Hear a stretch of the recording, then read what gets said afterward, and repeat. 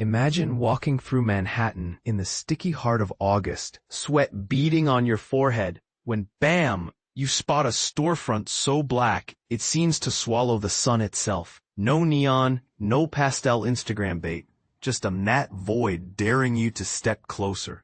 That's the first jolt. The second, the moment you realize this isn't a fashion pop-up or a tech launch. It's an ice cream shop. But here's where it gets controversial. What if the boldest flavor statement isn't a wild sprinkle mix or a cereal milk swirl, but the complete absence of color?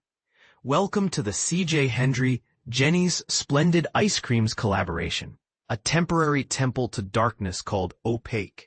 From the sidewalk, you'll see black picnic tables, black umbrellas, and a queue of New Yorkers who've willingly traded bright summer hues for a monochrome sugar rush. Push past the velvet rope vibe, and the interior hits you like a minimalist fever dream. Glossy obsidian tiles mirror every movement. Charcoal banquettes invite you to sink in, and a wall of freezers glows with the only color allowed, absolute black. The star of the show is the ice cream itself, named simply OPAQUE. 2 scoops arrive looking like midnight carved into edible form. The waffle cone, yes, also black, is rolled fresh in front of you, the batter crackling as it cools into a salty, shatter-crisp vessel. Take a bite, and the flavor unfolds in deliberate layers. First, the deep, almost smoky punch of black cocoa. Next, a jolt of espresso fudge that lingers like the last sip of a perfect mocha. Finally, bright balsamic cherry ribbons streaking through the darkness, cutting the richness with tart wine-dark fruit. It's dessert as plot twist. Purists might ask, but how did they make it black without charcoal? Great question, and one that sparks heated Reddit threads. Jeni's team sidestepped the activated charcoal trend, which can mess with medications and frankly feels a little 2016, by layering naturally dark ingredients, ultra-Dutch processed cocoa, espresso reduction, and a touch of plant-based color from black sesame and dark fruit concentrates. The result is a hue so intense it makes Oreos look pastel. Yet every ingredient is something your grandmother would recognize. And this is the part most people miss. The art. At the far end of the space hangs a hyper-realistic painting, one solitary scoop, so detailed you swear it's sweating in the city heat. Hendry, known for photorealistic drawings that flirt with Trump oil, created 7 originals for the prop-up. The largest piece, spanning nearly 6 feet, feels like a portal.